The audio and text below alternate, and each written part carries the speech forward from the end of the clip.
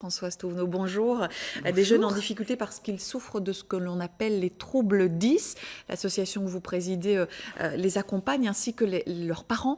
Première question toute simple, Françoise Touvenot, de quoi parle-t-on quand on parle de troubles 10? Alors c'est difficile, d'ailleurs 10 ça veut bien dire difficile, mais il faut bien séparer quand même la difficulté qui est souvent scolaire du trouble, parce que le trouble c'est un trouble de la naissance, on naît avec un trouble 10, on va mourir avec un trouble 10, mais on va apprendre à compenser.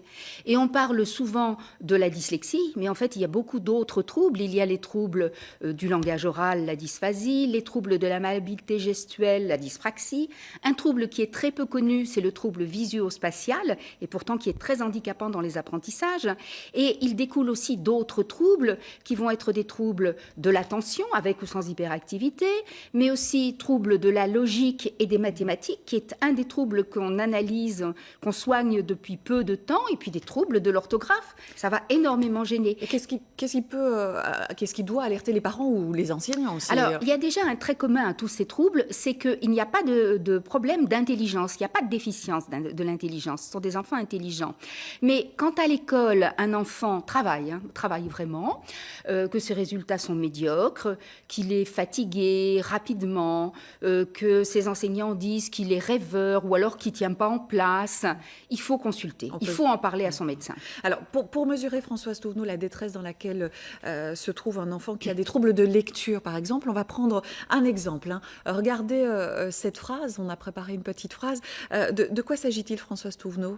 Alors, c'est la phrase que va lire un dyslexique, quelle est la consommation d'essence. Donc, on parle surtout de dyslexie phonologique. C'est vrai que les enfants ont du mal à convertir des syllabes en sons et surtout à acquérir l'automatisme du processus. En plus, vous remarquez que dans cette phrase, l'analyse logique de la parole n'est pas faite. Essence, c'est séparé en deux, ça n'a pas de sens. Et en fait, c'est ça. Jean-Émile Gombert, qui est un chercheur en neurosciences, nous dit ce n'est pas d'assembler des sons, c'est de comprendre le sens de la phrase. Et quand un enfant lit ce type de phrase dans un problème de maths, c'est pas qu'il est nul en mathématiques, c'est qu'il n'a pas compris la consigne. Alors, Françoise Touvenot, la prise en charge pour les enfants 10, elle existe. Il y a des méthodes de rééducation. La réelle difficulté, en classe en tout cas, c'est vraiment l'accompagnement, parce que ces enfants demandent bien sûr une attention particulière. Théoriquement, depuis janvier, ils peuvent bénéficier d'un plan d'accompagnement personnalisé. Ils peuvent en faire la demande auprès de leur établissement scolaire. Ça, c'est la théorie. Dans la pratique, c'est tout autre chose. Alors, dans la pratique, c'est tout autre chose. D'abord parce que ça a été mis en place au 1er septembre et qu'on est encore dans les balbutiements. Et les aménagements pédagogiques pour nos enfants, c'est la compensation indispensable. C'est vraiment ce qu'il faut qu'ils aient à l'école, les aménagements pédagogiques.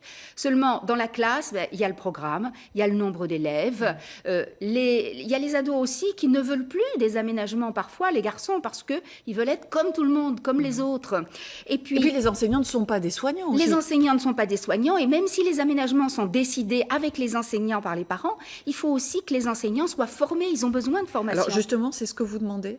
Nous demandons absolument que les enseignants soient formés, mais dans leur formation initiale, et que les formations continues soient beaucoup plus nombreuses et plus accessibles à tous les enseignants qui le demandent. Parce que ce qui est fait pour nos enfants 10 va servir à tous les enfants.